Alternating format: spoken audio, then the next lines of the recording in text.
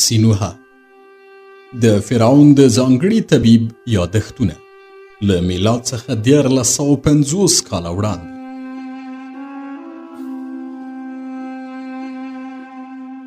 یو دیرشم څپرکی اخناتون د مصر فرعون.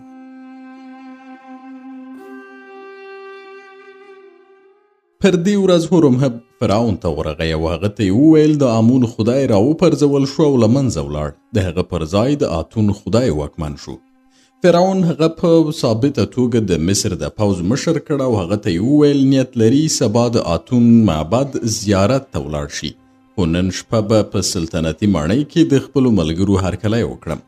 هورمهب زما په اړه له فرعون سره خبرې وکړې او ویې ویل دا هغه ډاکټر دی چې کله ته ولیعهد وې له تا سره په بیدیا کې پاتې و. له هغه وروسته زه فرعون ته ور پر زړه شوم. هورمهب ته یې وویل نن شپه چې په میلمستیا کې د ګډون لپاره راځي هغه هم له ځان سره راوله. بیا هورمهب زما په هکله فرعون ته معلومات ورکړل چې ځینې برخې پکې لافې وې او ویې ویل دغه مصری ډاکټر په نړۍ کې ساری نه لري. د مصر او بهر ټول طبي علوم یې زده کړي او تر اوسه یې سلګونه ناروغان او ژوبل کسان له مرګه ژغورلي دي. اخناتون یعنی د دغه فرعون لومړنی نوم څلورم آمنهوتپ و او لومړنی نوم د دې ښودنه کوي چې آمون پرې ګران و، خو وروسته یې په آتون عقیده پیدا شو او خپل نوم یې اخناتون کېښود چې د آتون لیوال او خوښوونکي ته وایي. نوموړي فرعون آتون واحد او نالیدلی خدای باله او د واحد او نالیدلي خدای عبادت یې کاوه. فرعون ډیر لیوال شو چې ما وویني او په دې ډول ما د لومړي ځل لپاره د یو میلمه په توګه د فرعون په میلمستیا کې ګډون وکړ.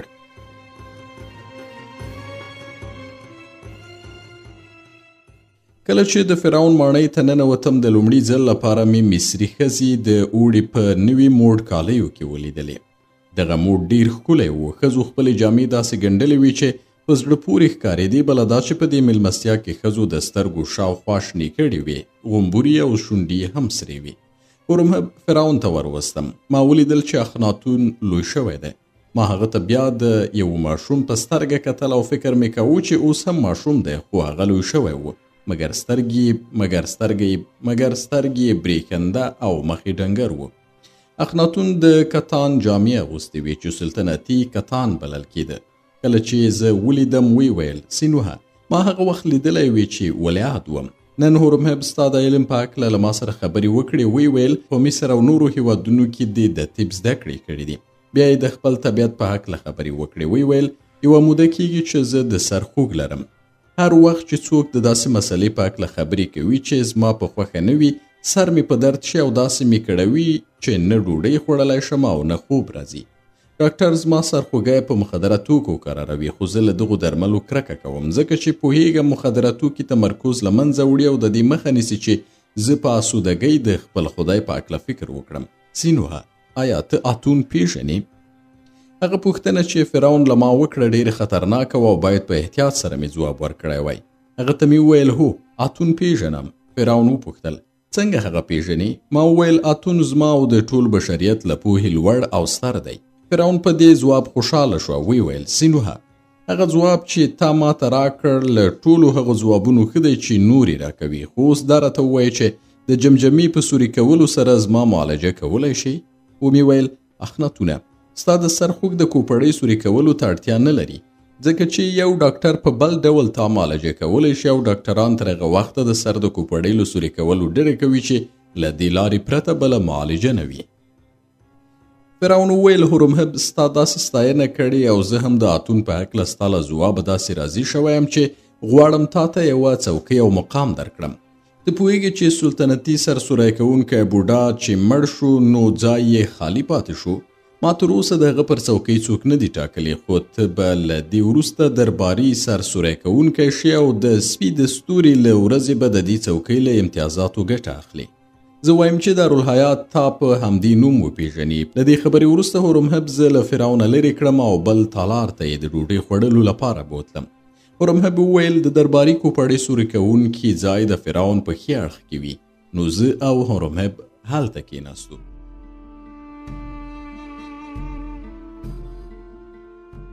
د ډوډۍ خوړلو په وخت کې ما ولیدل چې فرعون د هیلۍ غوښه، د غاز، پسه او غویي غوښه او کبان نه خوري. بلکې یوه ډوډۍ نیمه کړي او خوري او د شرابو په ځای د هغه په جام کې اوبه واچوي او ویڅکي. له دې وروسته چې موړ شو وی ویل د مصر ملت ته وایاست چې د فرعون اخناتون خواړه ډوډۍ او اوبه سوله او حقیقت دي.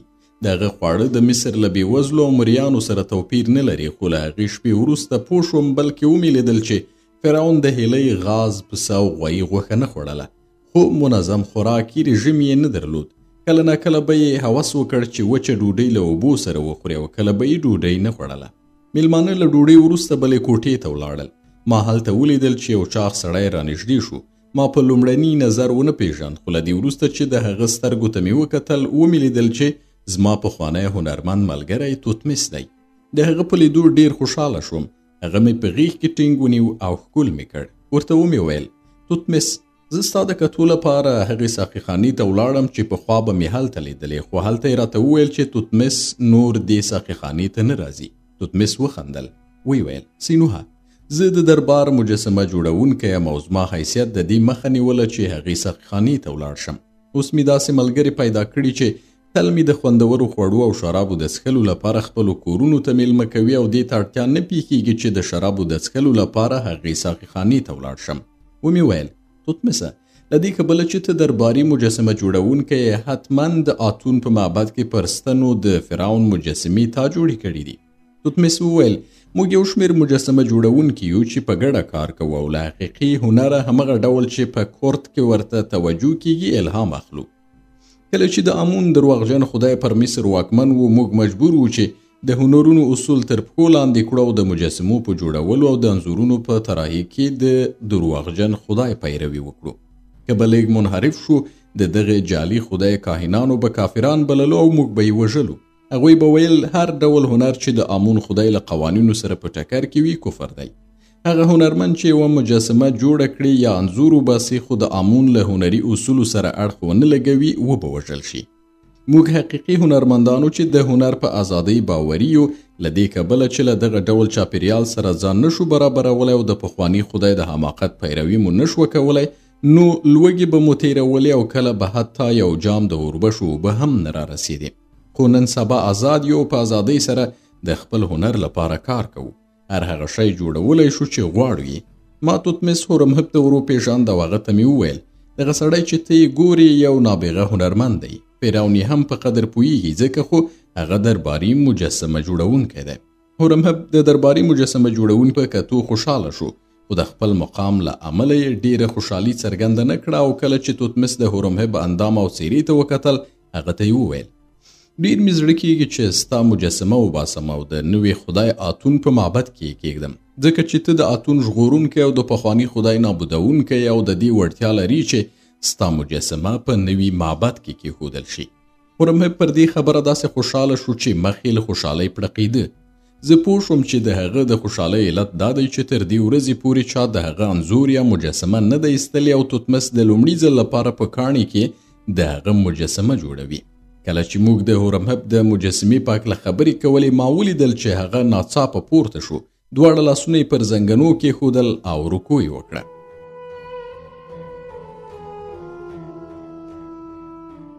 موږ هغه لوري ته وکتل چې کوم لوري ته هورمهب رکوع کړې وه. ګورم چې د مصر ملکه او د اخناتون میرمن یعنې نفرتیتي را روانه ده. نو موږ هم پورته شو او د مصر د ښکلې ملکې پر لور مو رکوع وکړه.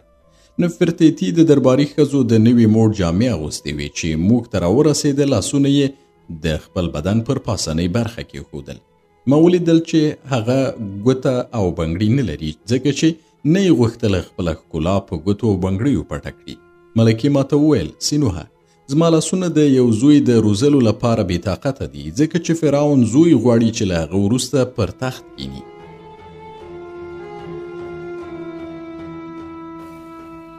زه او هغه دواړه له دې کبله اندېښمن یو چې ما زوی نه دی زیږولی او دواړه له جعلي خدای آمون څخه ویریږو. که څه هم هغه اوس راپرځول شوی خو موږ پوهیږو چې په کمین کې راته ناست دی. ما دوه لوڼې زیږولې خو تر اوسه مې زوی نشته. ما اورېدلي چې ته ستر ډاکټر یې او په بهرنیو هیوادونو کې دې ډېر معلومات راغونډ کړي. ما ته ووایه چې کله به زوی پیدا کړم.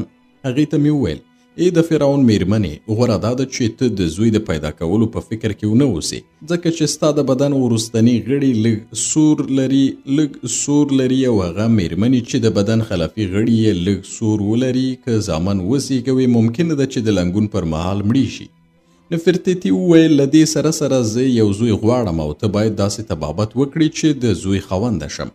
ومې ویل ای نفرتیتي، له اتون پرته بل هیڅوک نشي کولی له زیږېدو مخکې د یو ماشوم جنس معلوم کړي او ما په نورو هیوادونو کې داسې ډاکټران ولیدل چې ادعا یې کولی شي د یوې ښځې لپاره هلکې نجلۍ وزیږوي، خو ډیرو به تیروتنه کوله او کله چې به یې تیروتنه ثابته شوه رحم یې ملامتاوه چې د هغوی د حکمونو په اساس یې عمل نه دی کړی.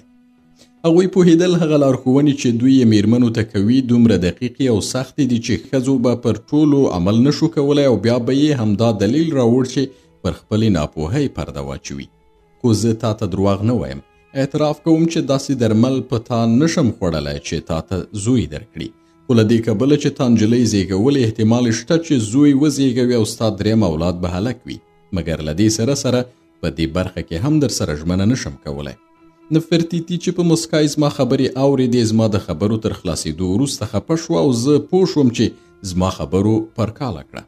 کله چې توتمس ولیدل چې ملکه پرکاله او خفه شوې نو په خبرو کې راګډ شو او ویل ای نفرتیتي، ولې د نجونو په زیږولو خفه کېږې؟ ته د نړۍ تر ټولو ښکلې ښځه یې، دا به غوره وي چې ته تل لور وزیږوي چې ستا لوڼې هم ستا په شان ښکلې وي او ستاسې ښکلا دنیا ته روښانه شي. ما ستا مشره لور لیدلې، پوهېږم چې څومره ښکلې ده. نن سبا د مصر د دربار ټولې ښځې هڅه کوي داسې ځانونه سینګار کړي چې هغې ته ورته شي او زما ډېر زړه کېږي ستا مجسمه وباسم چې ستا له مړینې 1000 کاله وروسته خلک ستا ښکلا وګوري، هغه وستایي او د نفرتیتي نوم تل په نړۍ کې د ښکلا نوم وي. د مصر د ملکې دغه مجسمه چې توتمس جوړه کړې اوس هم شته او د برلین په موزیم کې ساتل کېږي. د مصر لومړنی پاچا لومړي فواد د جرمني له حکومته وغوښتل چې دغه مجسمه چې اروپایي پوهانو موندلې وه بیرته مصر ته ستنه کړي. د جرمني حکومت هم دغه مجسمه مصر ته ورکړه او اوس باید دغه مجسمه د مصر په یو موزیم کې وي. ژباړن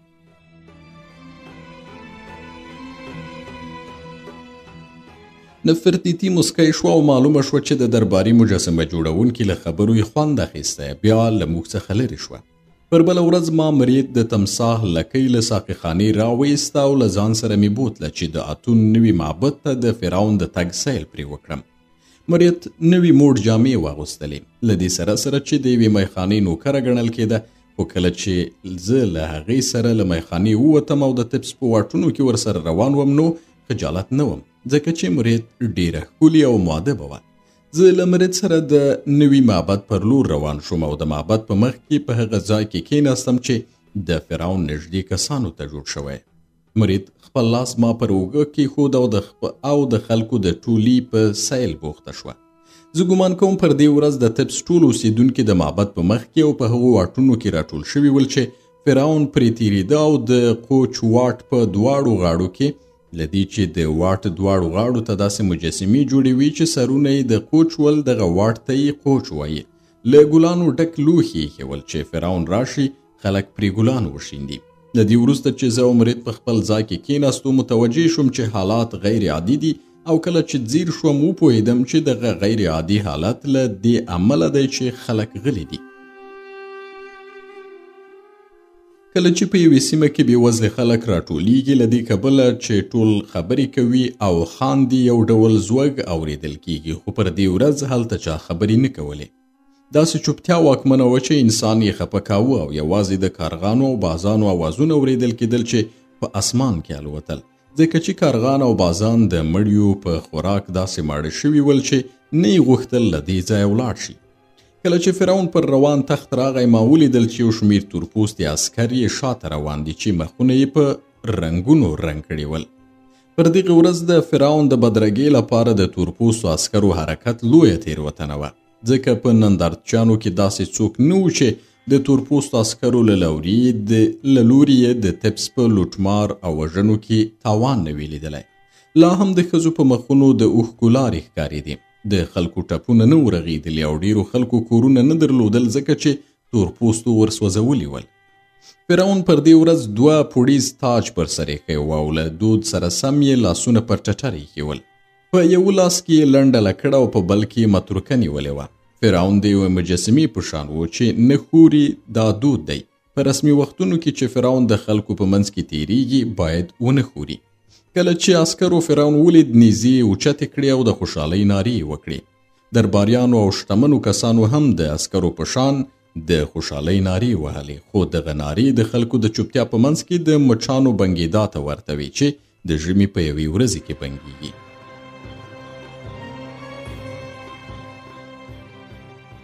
هغو کسانو چې د خوشحالۍ نارې وهلې کله چې متوجه شول خلکو خپله چوپتیا وساتله، وشرمېدل او خولې پټې کړې. په دې وخت کې د مصر فرعون اخناتون د پخوانیو دودونو پر خلاف چې باید فرعون د خلکو له منځه د یوې مجسمې په شان حرکت وکړي، لاسونه یې له ټټره لرې کړل، لکړه او متروکه یې وښوروله چې خلکو ته سلامونه وکړي. ناڅاپه خلک ولړزېدل او د هغوی له ټولي د توپان د غږ په شان غږ پورته شو چې ویلې موږ آمون غواړو، آمون زموږ خدای دی، آمون خدایانو پاچا دی.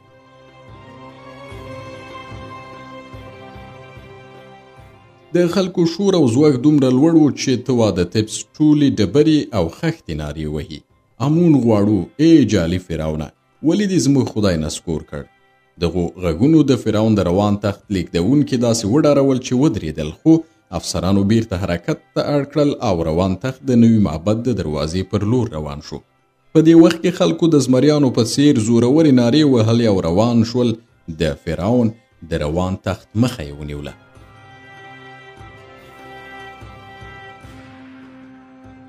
له دې وروسته حالات داسې ګډوډ شول چې معلومه نه وه څوک په کوم ځای کې جنګیږي. تر کومه ځای چې سترګو کار کوه او د لیدو وس و، معلومېدل چې د خلکو تور پوستو او سپین پوستو ترمنځ سخت جنګ روان و چې ډېر بېرحمانه و. عسکرو په تورو او نیزو باندې نارینه او ښځې وژلې.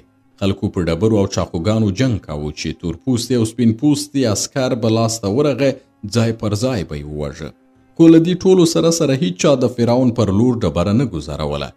فرعون د خپلو نیکونو په شان له لمره پیدا شوی و. چا جرأت نه کوو چې د فرعون پر لور حتی یوه ډبره هم وولي. ما لیدل چې په خپل روان تخت کې پاڅېد، خپل مقام او شخصیت ته له پامه پرته یې عسکرو ته وویل صبر وکړئ او خلک مه وژنئ. خو عسکر په جنګ او وینې بهېدا کې داسې بوخت ول چې د فرعون غږ یې نه اورېده.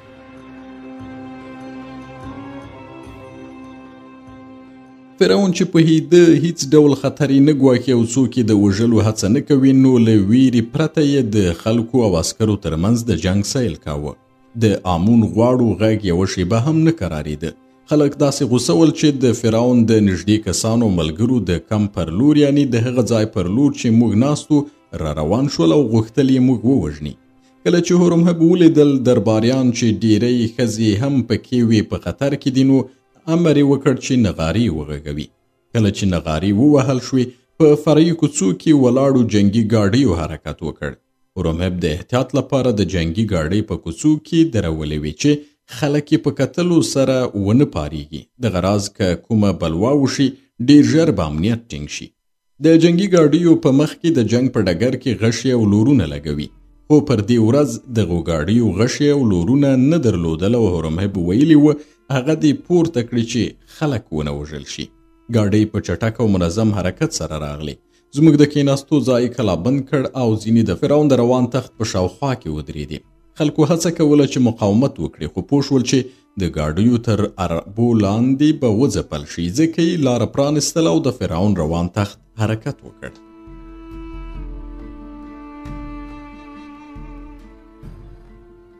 فرعون معبد ته داخل نشو، بلکې له معبده تیر او آن نیل ته ورسید. له روان تخته کوز او په سلطنتي بیړۍ کې کېناست. څو جنګي بیړیو بدرګه کاوه او لاړ. کله چې فرعون ونه کړای شو د نوي خدای معبد ته ولاړ شي او په بیړۍ کې کېناست او ورک شو، نو خلکو د خوشحالۍ نارې وکړې. عامو خلکو د شتمنو په کورونو بریدونه وکړل، د هغوی شتمني یې لوټ کړې او پر ښکلو ښځو یې تیری وکړ. له همدې کبله هورمهب مجبوره شو چې یو ځل بیا د تبس په واټونو کې حرکت وکړي. په هرې محلې کې یو جلاد وټاکي. هر څوک به یې چې د لوټمارۍ او قتل په حال کې لیده وژل به یې. مازدیګر مهال د جلادانو له لوري د سرونو د پرې کولو په بدل کې په تبس کې امنیت ټینګ شو. د لمر تر لوېدو مخکې کارغان، بازان او مردار خواره راکوز شول چې په واټونو په تیره بیا د قوچ په واټ او د نوي معبد په مخ کې پراته مړي وخوري. د مصر فرعون اخناتون تر هغې ورځې پورې په خپلو سترګو د ملت مقاومت او وینې بهیدل نه ولیدلي، خو کله چې دغه حالت ولید نو د طبس پر خلکو سخت غوسه شو چې د نوي خدای او د هغه پر وړاندې مقاومت کړی و. د امر وکړ چې هر څوک د آمون خدای نوم واخلي او یا د آمون خدای انځور د خپل کور پر لوښو انځور کړي نو له طبسه به جلا وطن شي او قانونو ته به د اجباري کار لپاره ولیږي. خو خلک غلي ول او هیچا د بلکس شیطاني ونه کړه.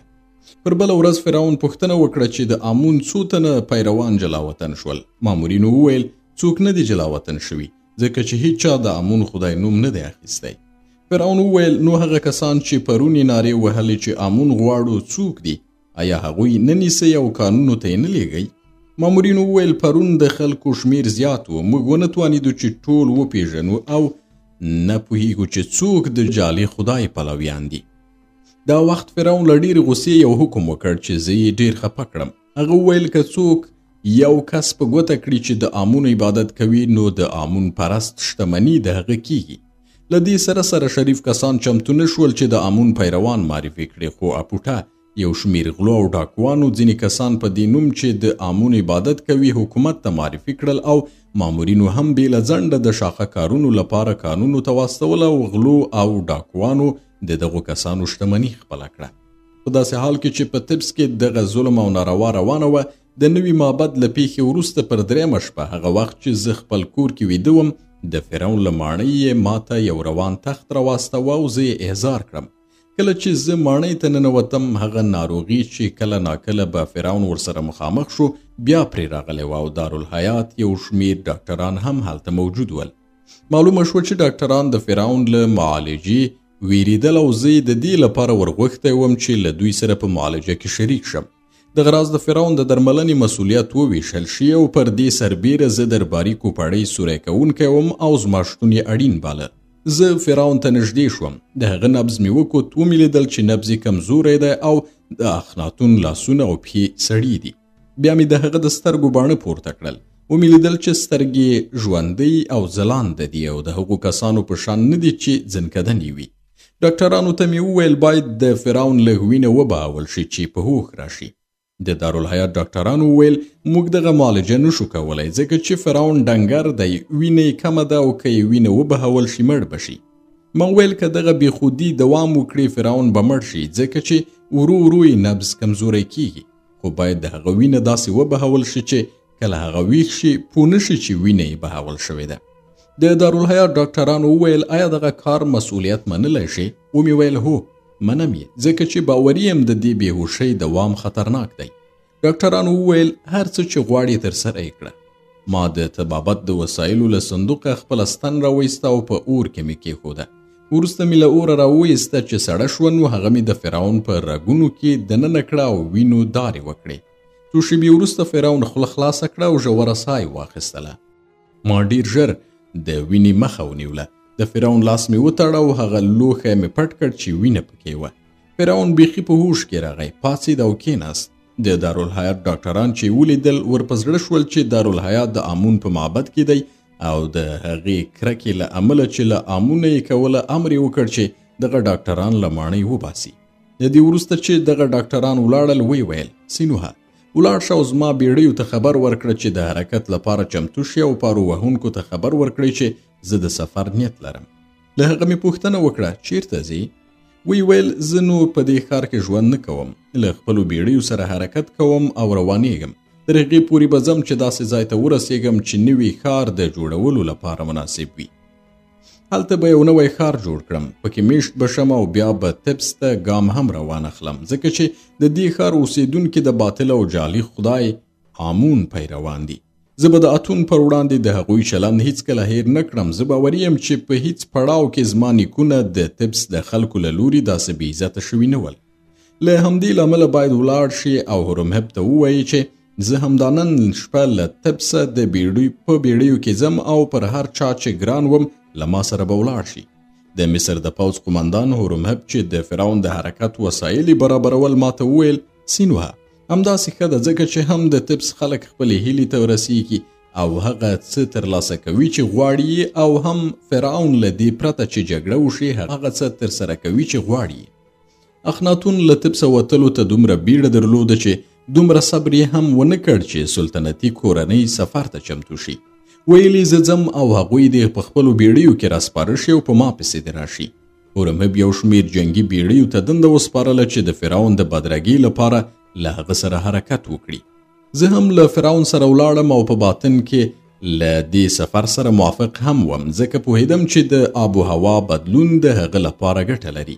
د شمال پر خوا مو د نیل سیند له بهیر سره سم حرکت وکړ. تبس ته مو شا کړه او ورو ورو ترې لرې شو. د فرعون د بیړۍ ارغواني بادبانونه یې پورته کړل چې حرکت یې نور هم زیات کړي.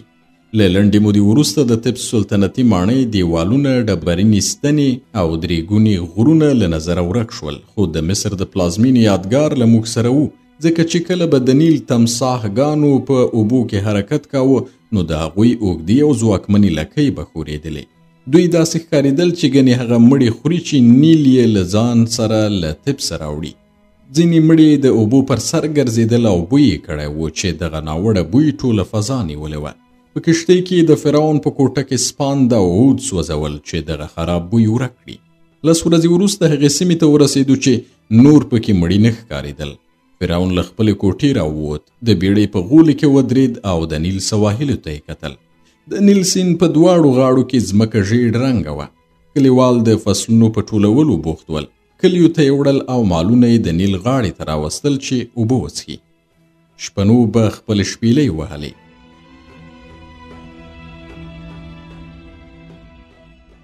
کله چې خلکو د فرعون بیړۍ ولیده د خرما د ونو له څانګو سره له خپلو کلیو د نیل د غاړې لور ته په منډه را روان شول او څانګې یې ښورولې، نارې یې وهلې او خوشحالۍ یې کولې. فرعون د دې خلکو په لیدو تاند او خوشحاله شو.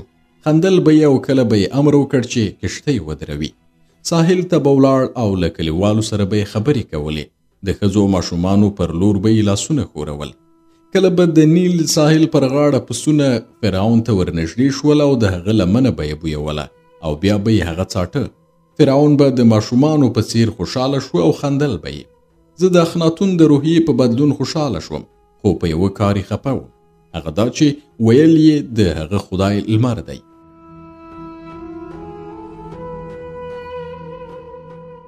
دی به د بیړۍ پر غولي کېناست، بدن به یې د خدای په مخ کې لوڅ کړ، خو دغه خدای په دوبي کې ډیر خطرناک کېده او انسان به یې له ډېرې ګرمۍ ناروغه کړ. فرعون هم له دې امله چې ډیر تر لمر لاندې ودرېده تبه به یې شوه، سترګې به یې ځلېدې، خو د شپې مهال به یې حالت ښه و. دی به د شپې هم د بیړۍ پر غولي ناست و، ستورو ته به یې کتل او ماته به یې ویل زه به د پخواني خدای ټولې ځمکې پر هغو کروندګرو خرڅې کړم چې تر اوسه پورې یې ځمکې نه درلودې او په لږو یې ګزاره کوله. دوی به بیا وکولی شي چې ډیر غنم تولید کړي او ډیر پسونه او غواګانې وروزي. دومره ډوډۍ وخوري چې بچیان یې چاغ او ښځې ښکلي شي او بیا له یو بل سره کینه ونه لري. زما خدای اتون به د بېوزله او بډای ترمنځ توپیر له منځه یوسي او داسې کار به وکړي چې نور مریان مجبور نه وي چې د ډوډۍ خوړلو لپاره ټول عمر د خپل بادار لپاره زیار وګالي. سینوها، زه له تبسه ځکه راوتلی یم چې پوهېدم تبس هغه کار دی چې د بېوزلو او شتمنو توپیر پکې ډیر زیات دی. ډیر کسان چې بېوزله دي باید ټول عمر د مریانو او یا نوکرانو په توګه کار وکړي. تل به بېوزلي، وږي او هر څومره زیار چې ګالي ټول به د شتمنو جیب ته ځي. زه له تبسه ځکه کرکه کوم چې اوسېدونکي د پخواني خدای عبادت کوي، ځکه چې پخوانی درواغجن خدای د بېوزلو بدبختي او شتمنو لا شتمني غوښتله. خپل ټول اصول یې داسې برابر کړي ول چې شتمن ورځ په ورځ شتمن کېدل او بېوزلي به نور هم بېوزلي شول او په لوږې او بدبختۍ کې به پاتې شول. زه پوهېږم چې د تبس له خلکو باید دا تمه ونه کړو چې داسې ژر له پخواني خدایه لاس واخلي، ځکه چې هغوی خوندونه، لټۍ، عیاشي درکړي او دا ټول پر پخواني خدای د عقیدې له برکته دي. زما هیله له هلکانو ماشومانو څخه ده، ځکه یوازې دوی دي چې په اتون به عقیده ولري او د مصر د ملت راتلونکی په سرلی به رامنځته کړي. کله چې ماشومانو او ځوانانو پر اتون عقیده وکړه بیا به چمتو نشي چې بیرته امون ته ګروهمن شي او له دې وروسته چې دغه نسل لوی شو له اتون پرته به بل خدای نه پیژني. د دې لپاره چې زه خلک اتون ته ګروهمن کړم نیت لرم چې پخواني ښوونکي له ښوونځي وباسم او د هغوی پر ځای نوي ښوونکي وټاکم. دغه راز مې هوډ کړی چې د مصر خط بدل کړم، ځکه چې د بېوزلو او شتمنو ترمنځ د توپیر یو لامل همدا مصري خط دی. ما فکر کړی چې د لیکلو لپاره ضروري نه ده چې موږ د هر شي بڼه انځور کړو، بلکې په بله بڼه هر شی لیکلی شو چې غواړو یې. د مصر نننی خط ډیر سخت دی او بېوزلي نشي کولی ډیر کلونه د دې خط د زده کولو لپاره زده کړې وکړي. یوازې شتمن کسان یې زده کولی شي. له همدې امله شتمن خلک لیک لوست لري او تر بېوزلو غوره دي. خو کله چې خط اسانه شي نو ټول به لیک لوست کولی شي او شتمن به لیک پر بېوزلو د برلاسي په توګه نه کاروي. زه د فرعون له دې خبرې ویریدم، ځکه پوهېدم چې نوی خط څه ډول دی او پوهېدم چې دغه خط اسانه خو ډیر بدرنګه دی. ټول کاهنین به ترې کرکه کوي. نو فرعون ته مې وویل دغه کار مه کوه او د مصر خط مه بدلوه. فرعون وویل ولې؟ ومې ویل د دې لپاره چې د مصري خدایانو ټول قوانین په همدې خط لیکل شوي او دغه خط سپېڅلی دی. فرعون وویل کله چې نوی خط هم دود شي او خلک پرې د خدایانو قوانین ولیکي هغه به هم سپېڅلی شي. ومې ویل د مصري خط بدلون یو بل تاوان هم لري. فرعون وپوښتل بل کوم تاوان؟ ومې ویل که د خط زده کول اسانه شي او هر څوک وکولی شي چې زده یې کړي نو بیا به څوک پر خپلو لاسونو کار کوي. نو بیا به څوک پر خپلو لاسونو کار نه کوي. په کروندو کې به کار نه کیږي. کانونه به نه استخراجیږي او بیا به دغه اسانه خط د هغه ملت لپاره څه ګټه ولري چې له لوږې مري. د فرعون سترګې د دې خبرې په اورېدو سره وپرېښېدې او ویې ویل سینوهه زه له تبسه د دې لپاره راووتم چې غوښتل مې د پخواني خدای د دودونو له پلویانو وتښتم، خو اوس ګورم چې د پخواني خدای د زړو او ناچلو عقیدو یو پلوی له ما سره ملګری او زما په څنګ کې دی. سینوهه د حقیقت نه وینې، خو زه داسې بینا یم چې حقیقت په راتلونکو کلونو کې داسې ګورم لکه چې په رڼو اوبو کې یو شی پروت وي. کله چې ټول خلک لیک لوست وکړی شي نو ټول به په خپلو لاسونو کار وکړي او د ورونو په شان به د کرنې، مالدارۍ، د کانونو د ایستلو، صنعت او سوداګرۍ کارونه سره وویشي. په هغې دنیا کې چې زما خدای اتون به یې رامنځته کړي کینه به نه وي او په هغې نړۍ کې به څوک د بل چا له لاسه ډوډۍ وانخلي، بلکې هر څوک به خپله ډوډۍ په بل چا ویشي. په دې دنیا کې چې هر څوک به لوستی او پوه وي د شتمن او بېوزلې ترمنځ به توپیر ختم شي. نه به بېوزله وي او نه شتمن، ځکه څوک به نشي کولی چې د خپلې برلاسۍ په زور بل څوک کار او نوکرۍ ته اړ باسي.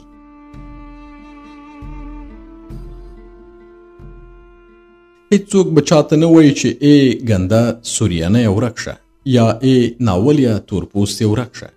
هر څوک به یو بل ته د ورور په سترګه ګوري او له دې کبله چې بېوزله او شتمن نه وي نو کینه به هم نه وي او جنګ به نه رامنځته کیږي.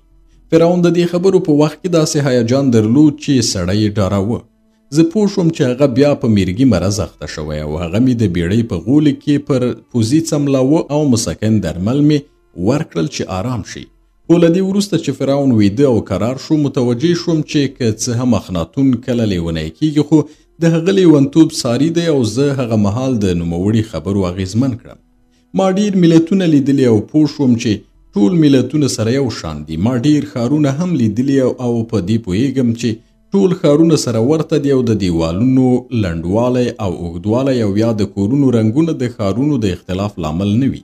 زه ډاکټر یم او د یو ډاکټر له نظره د یو مصري او سوریاني او یا یو تورپوستي او سپین پوستي ناروغۍ توپیر نه لري. دوی یو پر بل غوره نه دي. د ډاکټر دنده دا ده چې 3 وړه معالجه کړي. زه د خپلې پوهې له کبله د فرعون خبرو اغیزمن کړم. له ځان سره مې وویل که څه هم دغه سړی لیونی دی او لیونتوب یې نورو ته هم غځېږي خو کله چې ساري لیونتوب چاته غځېږي خوندور وي. په خپل زړه کې مې احساس کاوه چې فرعون یو ستر حقیقت ته اشاره کوي او که څه هم د هغه حقیقت په ځمکنۍ نړۍ کې نه اجرا کیږي او یوازې په لویدیځه نړۍ کې هغه اجرا کیدی شي، خو باید دا خبره تایید کړم چې که انسانان وکړی شي داسې ژوند وکړي چې د بېوزلو او بډایانو توپیر به ختم شي او ابدي نیکمرغۍ ته به ورسیږي. زه پوهېدم چې له فرعون پرته بل هیڅ چا دغه ډول ستر حقیقت نه و ویلی او له هغه وروسته به یې هم څوک ونه وایي. زه پر دې پوهېدم چې د بېوزلو جهالت د فرعون دغه حقیقت نشي منلی. ډېرې وینې به وبهیږي او ښایي د فرعون لوړ او پرتمین حکومت له منځه ولاړ شي. خو هغه څه چې فرعون یې وایي داسې شی دی چې چا له هغه مخکې ورته نغوته نه ده کړې.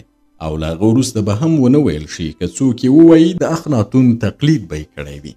د هغه وروسته مې د اسمان ستورو ته کتل او له ځان سره مې وویل د هغه سړی یې چې نه پوهیږي له کوم ځای راغلی او مور و پلار دې څوک دي.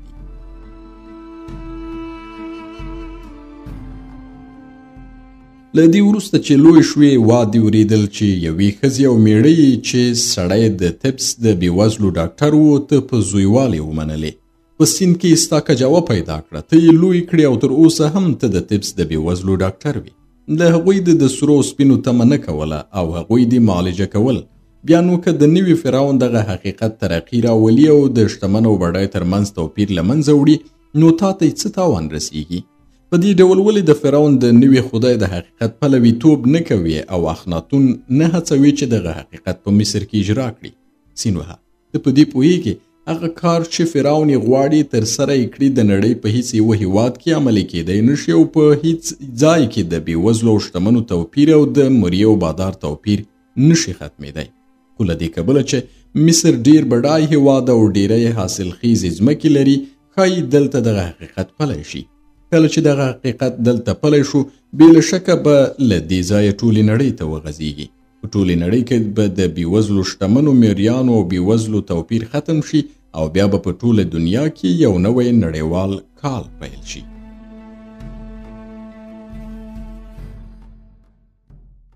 زه پوه شوم چې انسان تر دې ښه فرصت هیڅکله نه دی ور په برخه شوی چې وکړی شي ځان د تل لپاره نیکمرغه کړي، ځکه چې تر اوسه پورې یو فرعون هم داسې نه و چې ووایي د بېوزلو شتمنو نوکر او بادار ترمنځ توپیر نشته.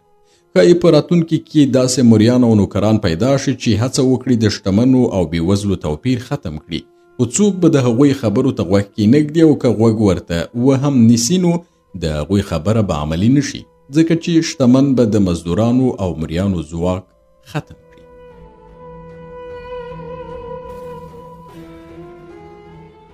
خو کله چې د مصر فرعون اخناتون وایي چې باید د بېوزلي او شتمن ترمنځ توپیر نه وي او له دې کبله چې خبره یې اغیزه لري، قدرت سره او سپین ورسره دي، نو ممکنه ده چې خپله خبره عملي کړي. فرعون چې وایي د دغو پرګنو ترمنځ دې توپیر ختم شي، باید د بشر د نیکمرغۍ لپاره دغه یوازینی فرصت له لاسه ورنه کړل شي، ځکه چې ناشونې ده له دې وروسته دې په مصر، بابل او سوریه کې داسې پاچا پیدا شي چې د بېوزله او شتمن د توپیر د ختمولو غوښتونکی وي.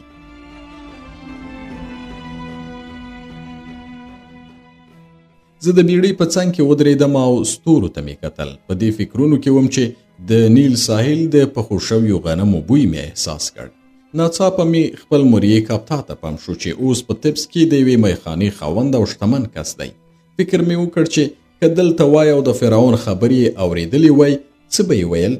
له دې سره سره چې کاپتان نه و، خو زه پوهېدم چې هغه به د فرعون د خبرو له اورېدو وروسته څه ویلي ول. هغه به ویل سینوهه، فرضاً که فرعون وکړای شول چې د شتمن او بډای توپیر ختم کړي، نو ټول خلک به باسواده شي. نور به نه مریی وي، نه بادار، نه به ټیکهدار وي، نه کارګر، او ټول به له کورونه کروندې کري، صنعت او تجارت به وکړي. له هغه وروسته به د بشر ټولې بدبختۍ ختم شي او بیا به څوک د بل د خواریو له لارې شتمن نشي. پر داسې ورځ به بیا هم ځینې کسان هوښیار او ځینې احمقان وي، ځینې به چالاک او ځینې نور به سادهګان وي. هغه کسان چې هوښیار او چالاک وي د احمقانو او سادهګانو جیبونه به تش کړي او یا به په بېلابېلو چلونو او کیسونو سره هغوی اړ کړي چې د دوی لپاره کار وکړي. تل به همداسې وو او همداسې به وي، ځکه کله چې انسان پوه شي چې بل غولولی شي، امکان نه لري چې ترې تیر شي. دغه راز هغه کس چې نورو ته تاوان وررسولی شي، هغه به تاوان او گزار ورکوي، او په انسانانو کې هغه کسان چې د تاوان رسولو، زورولو او غولولو وس نه لري، هغه مړه دي. همدا ستا فرعون چې غواړي د شتمن او بېوزلي توپیر ختم کړي، وګوره له خلکو سره یې څه کړي دي. هغه حقیقت چې ستا فرعون او د هغه خدای یې پلویتوب کوي، یوازې څو ډوله مرغانو او حیواناتو لکه کارغانو، مردارخورو او تمساګانو تر استفاده کړي او نورو ټولو ته یې تاوان رسېدلی دی. خو له دې سره سره پر دې پوهېدم چې که کاپتا وای نو نیوکې به یې کولې. بله ورځ چې کله فرعون د خپل خدای او د هغه د حقیقت په هکله خبرې کولې، ما یې له نظر سره موافقه کوله او هغه به خوشحاله شو.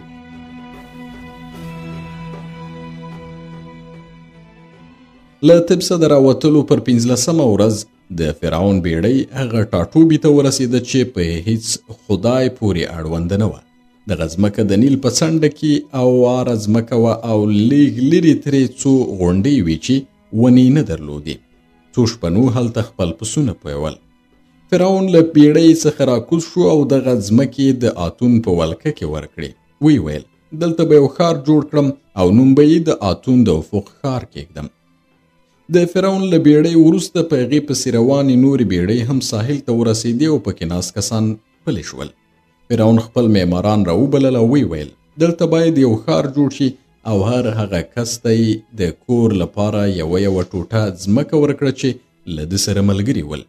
په دې ښار کې د اخناتون د نقشې پر اساس باید له شمال له جنوب ته 5 واټونه او 5 نور له ختیځه لویدیځ ته جوړ شي. په هره ټوټه ځمکه کې یو کور جوړېده چې له ګاونډي سره یې توپیر نه درلود.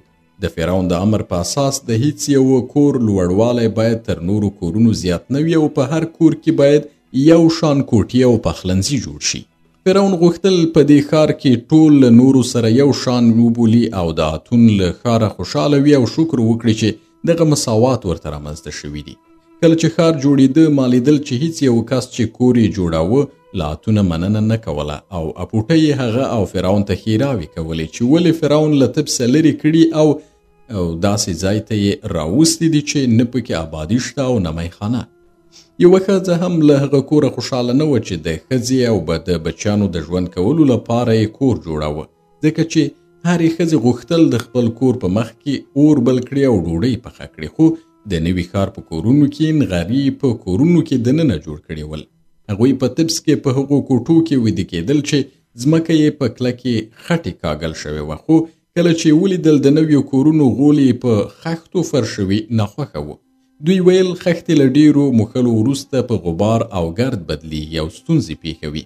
دغه راز د دې سیمې له مټینې خټې څخه هم په تنګ ول او ویل به یې چې دغه خټه له دې وروسته چې پخه شي او لوښي ترې جوړ کړو درس کوي او ماتیږي. د دې ښار اوسېدونکو غوښتل د خپلو کورونو په مخ کې ترکاري او سبزیانې وکري، خو فرعون د سبزیانو کرل بند کړي ول او هر کور ته یې یوه ټوټه ځمکه له ښاره بهر ورکړې وه چې هلته سبزیانې وکري. د ښار اوسېدونکو شکایت کوو چې د دوی ځمکې له نیل سیند لرې دي او کروندو ته له سینده د اوبو راوړل سخت کار دی. ښځو د نوي ښار د سړکونو په منځ کې تنابونه تړلي ول چې کالي پرې وچ کړي، خو فرعون دغه کار هم منع کړی و. فرعون ویلي ول چې د نوي ښار اوسېدونکي باید په کورونو کې پسونه او وزې ونه ساتي، خو ښځو دې خبرو ته توجه نه کوله او په نویو کورونو کې پسونه او وزې ساتلې.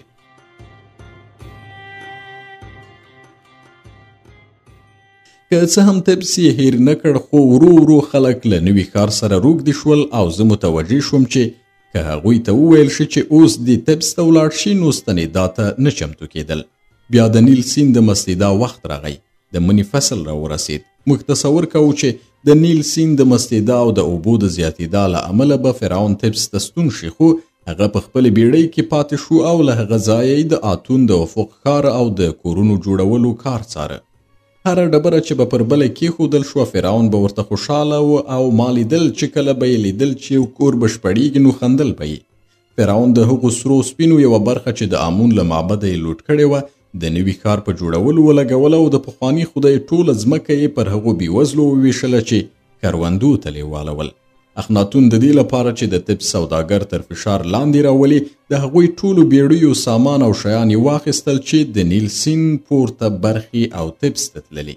د نوي ښار جوړولو ته د فرعون د بیړې له کبله د ډبرو او لرګیو بیه زیاته شوه او که به چا یو ځل د نیل سیند له لومړني ابشاره چې د سترو ځنګلونو په خوا کې و د آتون د افق ښار ته چارتراش راوړل نو شتمن کېده. د آتون افق ښار ته ډیر کارګران راغلل او د نیل ترڅنګ یې په هغو جونګړو کې ژوند کاوه چې له بنګسونو یې جوړې کړې وې. له سهاره تر پیګا پورې خښتې وهلې، هغه به یې پخولې، لارې به یې جوړولې او یا به یې د ځمکو اوبولو لپاره لښتي او ویالې جوړولې. د نیل د سیند له طغیانه وروسته یې له شاوخوا سیمو څخه زرګونه میوه لرونکي ونې نوي ښار ته راوړې، ویې کرلې او ځینو په بل کال میوه هم وکړه چې په خپله فرعون له همدغه ونو څخه میوه ټوله کړه. په داسې حال کې چې کارګران، معماران او خټګران په کار اخته ول او بیړیو، چارتراش او ډبرې راوړلې، ما هم ډیر کارونه درلودل. ځکه چې د ښار د اوبو رسولو سیستم لا نه و جوړ شوی او ډیر کارګران به د خوسا اوبو د څښلو له امله ناروغان شول. یو ښه کار چې وشو هغه د نوي ښار د بندر جوړېدل و، ځکه چې له هغه وروسته بار وړونکي د تمساح له خطره خلاص شول. تر دې مخکې چې بندر جوړ شي، بار وړونکي مجبور ول چې اوبو ته ننوځي او د بیړۍ ټیټي ساحل ته ورسوي، خو په دې وخت کې به یو نارې کړي او بل به متوجه شو چې تمساح یې ملګری خوړلی دی. د هغې منظرې لیدل چې د یو بار وړونکي نیمایي بدن د تمساح په خوله کې دی ډیر ډارونکی دی، او تر دې مخکې چې څوک یې مرستې ته ورشي، تمساح به سړی تر اوبو لاندې کش کړ چې په یوه سوري کې ځای کړي. تمساح به د جوالي مړی تر هغو ساته چې خراب به شو او بیا به یې خوړ. له همدې امله دوی مجبور شول چې د تمساح یو شمیر ښکاریان راولي، سره او سپین زر ورکړي چې د تمساح خطر کم کړي. هغوی په لنډه موده کې تمساحګانې ختمې کړي، خو له دې سره سره د بندر تر جوړېدو پورې د تمساح د داړلو خطر موجود و. ما اوریدل هغه تمساحګانې چې د اتون د افق په ښار کې وي هماغه تمساحګانې وي چې د خوراک په تمه یې له طبسه تر دغه ځایه د فرعون بیړۍ تعقیب کړې وې. زه په دې نه پوهېدم چې د تمساح د فرعون د بیړۍ او د نوي مړۍ د پیدا کېدا ترمنځ به څه اړیکې وي. خو له ډېرو مې اورېدلي ول چې تمساح ډیر زیرک حیوان دی. له همدې امله له دې وروسته چې ښکاریان راغلل او یو شمېر یې ووژلې، نو تمساحګانې پوه شوې چې دلته پاتې کېدل خطر لري او که پاتې شي وبه وژل شي. دوی د اتون د افق ښار تر پرېښودو وروسته بیرته طبس ته ولاړې، ځکه چې پوهېدي چې طبس د قومندانۍ مرکز دی. هورمهب لا هم په دغه ښار کې دی او ښایي بیا له دې ښاره د ډیرو کسانو مړي راووځي او اوبه یې خراب کړي چې دوی یې وخوري. کله چې د نیل اوبه له طغیانه وروسته کېناستې او شاته ولاړې، د مصر د پوځ قومندان هورمهب د اتون د افق ښار ته راغی. فرعون هورمهب ته دنده وسپارله چې پوځ به کموي، تورپوستي عسکر او د شردن ځواک بړنګوي، خو زه پوهېدم چې هغوی به د فرعون د دغه امر په اړه سستي کوي. هورمهب ځکه دغه پوځ نه ړنګاوه چې پوهېده یوه ورځ به سوریه بلوا وکړي او مصر د سوریې د بالقوه بلوال د له منځه وړلو لپاره پوځ ته اړتیا لري. خو فرعون د سوریې پر بلوا باور نه درلود او ویل به یې سوریه به بلوا ونه کړي. نو غوره دا ده چې تورپوستي عسکر او شردن ځواکونه رخصت کړي، ځکه چې په مصر کې ترې کرکه کېږي او باید نور څوک دغه عسکر ونه ویني. له هغې ورځې چې هورمهب نوي ښار ته ننوت، هر ځل چې به له فرعون سره د پوځ د ړنګېدا خبره کېدله، نو دواړو به پر دې مضمون بحث کاوه. هورمهب به ویل د سوریې حالات ډیر خراب دی او مصریان هلته کمزوري دي. که کومه بلوا کېږي د سوریې مصریان به په لومړۍ ورځ له منځه ځي، نو ته باید یو پوځ ولري چې د سوریې د بلوا مخه ونیسي. اخناتون به ځواب ورکړل: آیا تا په دې ښار کې زما د ماڼۍ انځورونه کتلي دي؟ او آیا پوهېږې چې انځورګرانو زما په ماڼیو د کورت د ټاپو په شان تصویرونه ایستلي دي؟ که ته زما پر ماڼیو ایستل شوي انځورونه وګورې، معلومه به شي چې ما هلته داسې انځورونه کښلي چې تصور کوي کبان په اوبو کې ګرځي او یلی په هوا کې الوزي. خو د سوریې په اړه زه باور نه لرم چې هلته دې بلوا وشي، ځکه د دې سیمې ټول پاچاهانو ته مې د حیات صلیب لیږلی او په سوریه کې د امرو د هیواد پاچا له ما سره دومره نږدې ملګرتیا کوي چې د اتون لپاره یو معبد جوړ کړی دی. آیا تا د اتون ستر ارګ چې ما د خپلې ماڼۍ په مخ کې جوړ کړی لیدلی؟ زه تا ته وایم چې دغه ارګ وګوره، ځکه چې په لیدو ارز یې او معمارانو ډیر ښه جوړ کړی دی. ما نه دي غوښتي چې اتون خدای د ارګ جوړولو لپاره موریان له کانونو ډبرې راوباسي او کړاو وزغمي. دې پر ځای مې د ستورو ورکړی چې د اتون ارګ له خښتو جوړ کړي. هورمهب ویل: زه چې هر ځل ستا ماڼۍ ته ننوځم د اتون ارګ ګورم، خو ته د امرو له پاچا ځان ساته. اخناتون به ځواب ورکړ: زه نه غواړم چې ته هغه لوحې وګورې چې نوموړي ما ته راستولي دي، او ته به پوه شې چې دغه پاچا څنګه د اتون مرید شوی او د هغه په اړه له ما پوښتنې کوي چې پر اتون یې عقیده نور هم پخه شي. هورمهب به ځواب ورکړ: زه لوحې ته دومره اهمیت نه ورکوم، ځکه پر کومه ورځ چې کوم پاچا وغواړي بلوا وکړي، هر ډول لوحه او ژمنه به تر پښو لاندې کړي. له زور پرته هیڅ یو شی پاچا دې ته نشي مجبورولی چې ستا فرمان برداره وي. اوس چې ته غواړې پوځ منحل کړې، لږ تر لږه دا موافقه وکړه چې په سرحدونو کې یو شمېر عسکر پاتې شي چې د مصر پر خاورې د بهرني تیري مخه ونیسي. همدا اوس هغه قبایل چې د مصر په جنوب کې ژوند کوي د دې لپاره چې خپل مالونه د مصر په ورشوګانو کې وپیایي ستا خاورې ته ننوځي او د تورپوستو کورونه سوځوي. په داسې حال کې چې دغه تورپوستې ستا متحدین دي، د هغوی کورونه هم د بانګسونو دي، ډیر ژر اور اخلي. اخناتون به ځواب ورکوه دغه قبایل چې د مصر په جنوب کې ژوند کوي له بېوزلۍ څخه دغه کارونه کوي. که وکړی شي چې په خپلو ټاټوبو کې خپل مالونه ماړه کړي نو مصر ته نه ننوځي، خو له دې کبله چې څړځایونه نه لري مجبور دي چې د خپلو مالونو د مړولو لپاره مصر ته ننوځي. نو که د مصر په جنوب کې تورپوستې زغم ولري او موافقه وکړي چې د هغوی مالونه د تورپوستو په څړځایونو کې وڅري، هیڅکله به د هغوی کورونو ته اور ورته نه کړي.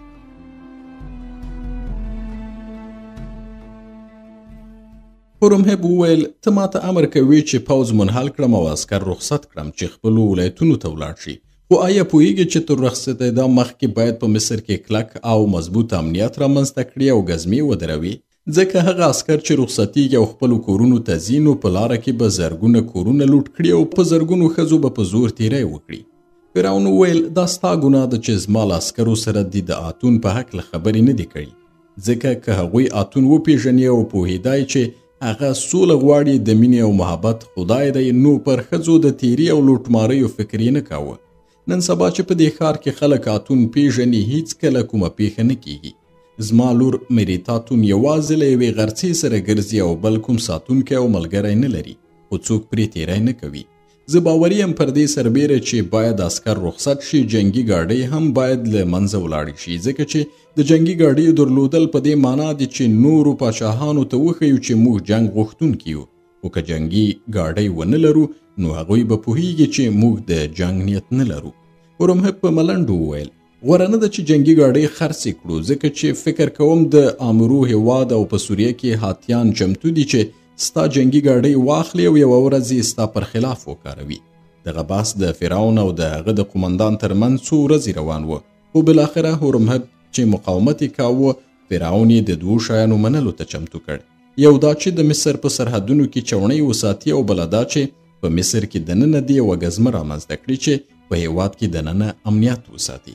فرعون وویل زه له دې شرطونو سره موافقه کوم چې ګزمه جوړه شي، خو له ګزمې د کومه ورځ د پوځ په شان استفاده ونه شي. د دې لپاره چې ګزمه د پوځ په شان نشي فرعون وټاکله چې د هغوی وسلې دي یوازې نیزه او هغه هم له وسپنیزې څوکې پرته وي. هورمهب دغه امرونه ومنل، خو کله چې د یوې ګزمې په جوړولو بوخت و چې کورنی امنیت وساتي بیا پوځ ړنګ کړي او عسکر کورونو ته واستوي، نو په دې وخت کې دوه قاصدان یو پر بل پسې له سوریې څخه راغلل.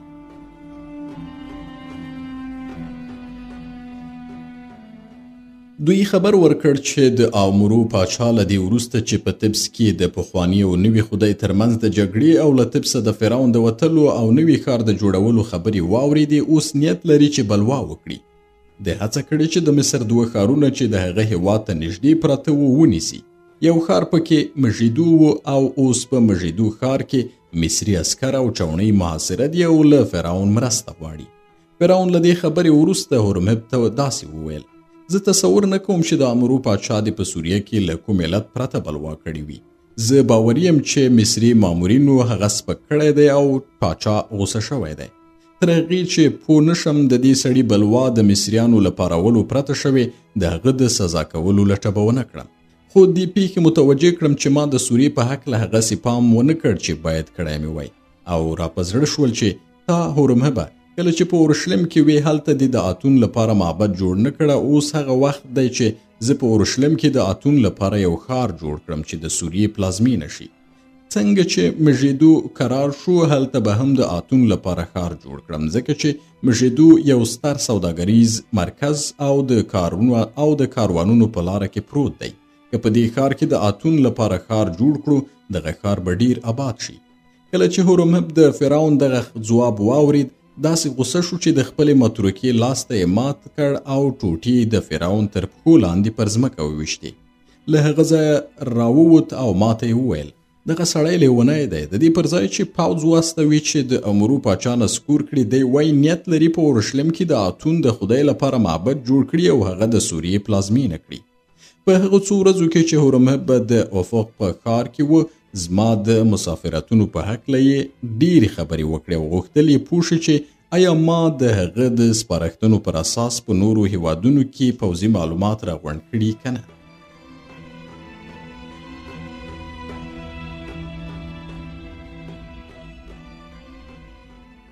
کله چې ما خبرې پیل کړې او راټول شوي پوځي معلومات مې ورته وویل، په ډېرې ځیرتیا سره یې ورته غوږ نیولی و. یوه ورځ مې هغه چاړه هم ور وښودله چې هاتي هېواد کې یې ماته کړې وه. کله چې د دغه چاړه ولیده ډېر حیران شو او ویې ویل: سینوهه، زموږ میسي چړې د دغه چاقو پر وړاندې چې ته وایې له اوسپنې جوړ دی، د لرګي په شان ښکاري. هورمهب د نورو ملتونو د پوځي وسایلو او عسکرو په هکله داسې پوښتنې راڅخه کولې چې زما له نظره د ماشومانو د پوښتنو په شان وي. خو وروسته پوه شوم چې هورمهب یو عسکر دی، ځکه دغسې پوښتنې کوي. مثلا ویل به یې چې کله د بابل عسکر حرکت کوي، لومړی ښۍ پښه مخکې کوي که کیڼه، یا دا چې هاتي کې هغه اسونه چې د جنگي ګاډیو د ذخیرې لپاره دي په خپله له ګاډیو سره یو ځای حرکت کوي که د هغوی تر شا روان وي. یا به دا سوال کوو چې د بابل د جنگي ګاډیو اعرابي څو شعاګانې لري او آیا د څرخ شاوخوا یې په فلزاتو پوښلې ده که نه فلزي پوښ نه لري. یو بل شی چې هورمهب ورته ډیر پام کاوه دا و چې غوښتل یې پوه شي په هاتي، میتای او بابل هیوادونو کې د پلونو حالت څه ډول و. هره ورځ به یو کاتب راته او هغه څه چې ما د نورو هیوادونو عسکرو د شمیر، لارو، پلونو او بندرونو په اړه ویل، هغه به یې له ځان سره لیکل، د دې لپاره چې کله هورمهب وغواړي له دغو معلوماتو څخه استفاده وکړي. خو هغه معلومات چې ما د نورو هیوادونو د خدایانو، مجسمو، عمارتونو او د کورت د حمامونو او تشنابونو په هکله ورکول، هورمهب ورته چندانې توجه نه کوله. کله چې هورمهب په کاوړ خپله متروکه ماته کړه او ولاړ، غوښتل یې چې د مصر د پوځ له قماندې استعفا وکړي. نو وروسته اخناتون چې هورمهب پرې ګران و، زه ورپسې واستولم او ویې ویل هغه ته ووایه چې راشي او له ما سره پخلا شي، ځکه زه نه غواړم چې هغه له ما څخه خفه او جلا وي. خو له دې سره چې فرعون او هورمهب پخلا شول او اخناتون بله متروکه ورکړه، بیا هم هورمهب ونه کړای شول فرعون قانع کړي چې د امرو پاچا د وهلو لپاره سوریې ته عسکر واستوي. له دې وروسته چې هورمهب ولاړ، فرعون ماته وویل: سینوهه، که اتون غوښتي وي چې سوریه د مصر له لاسه ووځي، نو غوره ده چې د اتون اراده عملي شي، ځکه چې پر سوریې سلطه د مصر لپاره له تاوانه پرته بل څه نه ده ور په برخه کړې. ومې ویل: اخناتونه، تر هغه ځایه چې زما یادېږي او له نورو مې اورېدلي دي، پر سوریې د مصر سلطه تل د مصر په ګټه وه، ځکه چې مصر د سوریې له ډېرې شتمنۍ څخه استفاده کړې ده. فرعون وویل: شتمني هغه شی دی چې ملت فاسدوي، ځکه چې ملت ټمبل او بېرحمه کیږي. د مصر ملت زیارکښ، قانع او صبرناک ملت و، خو کله چې سوریه ونیوله او د سوریې شتمني مصر ته ننوته، نو ټمبلي، عیاشي او د سوریایانو ځینې ناسم او خراب عادتونه هم مصر ته راغلل. کله چې سوریه د مصر له لاسه ووځي، نو نور به له مصریانو څخه ټمبلي، عیاشي او د سوریایانو خراب عادتونه هم کډه وکړي. د دې سره سره چې زه پوهېدم فرعون لیونی ده، خو تمه مې نه کوله چې دغه خبرې دي د یو پاچا له خولې واورم، ځکه چې یو پاچا د خپل قدرت د ساتلو لپاره باید اجازه ورنه کړي چې بل هیواد د هغې سیمې لاندې کړي. هغه ته مې وویل: ای اخناتونه، زه یوه موده په سوریه کې وم او په ازمیر او مژیدو ښارونو کې مې ژوند کړی. په ازمیر کې د مصري چوڼۍ قمندان یو زوی درلود چې رامسس نومیده، او دغه هلک چې په هغه وخت کې 10 کلن و، د سوریې تر ټولو ښکلی هلک ګڼل کېده. د به تل په مردکیو او لولک لوبې کولې، خو کله چې ناروغ شو ماته یې راوست. زه پوه شوم چې د معدې چینجی لري او هغه مې معالجه کړ. په مژیدو کې یوه مصري ښځه وه چې هیڅ سړی نشوی کولی هغه یو ځل وګوري، ځکه که 2 ځلې یې هغه لیدلی وای حیران شوی به و. دغه ښځه یې هم یوه ورځ ما ته راوستله چې خېټه یې پړسېدلې وه. ما ورته وویل باید خېټه دې سوری کړم چې ناروغي دې معالجه شي. یوه ورځ یې کور ته ورغلم، د خېټې له څیرلو وروسته مې معالجه کړه. فرعون وپوښتل: ولې ما ته دغه خبرې کوي؟ ومې ویل: د دې لپاره یې تا ته وایم چې هماغه مصری هلک به اوس د سوریاني عسکرو په چړو ټوټه شوی وي او هغه ښکلې ښځه به د سوریې د نشه عسکرو منګولو ته لوېدلې وي او هغوی به د ښځې ژړاګانو ته له پامه پرته پر هغې تیری کړی وي. آیا دغه پیښې تا ته اهمیت نه لري او ته دا خبره منلی شي چې په سوریه کې مصري ماشومان او سړي ووژني او پر ښځو یې تیری وکړي؟ فرعون ما ته وکتل او ویې ویل: سینوهه، ته وایې زه څه وکړم؟ آیا حکم وکړم چې په سوریه کې بلوا شوي او 10 یا 100 مصریان وژل شوي دي، نو زما عسکر دي 100 ځله 100 سوریاني عسکر ووژني؟ آیا ستا په نظر دا سم کار دی؟ آیا هغه سوریانیان چې د یو شمیر وژل شویو مصري عسکرو د وژلو لپاره وژل کیږي ځانونه، ښځې او ماشومان نه لري؟ که زه بدۍ ته په بدۍ ځواب ورکړم، نتیجه به یې بدۍ نه وي. خو که د بدۍ سزا په نیکۍ ورکړم، که څه هم له دې عمله به بدي رامنځته شي، خو تر هغې بدۍ به ډېره کمه وي چې وغواړو بدي په بدي سره جبران کړو. که ته زما ډاکټر یې او نه غواړې چې ستا په خبرو ناروغ شم، نو په دې اړه خبرې مه کوه چې باید په سوریه کې د مصریانو د وژلو غچ له خلکو واخلو، ځکه چې ستا دغه خبرې ما ډېر ځوروي.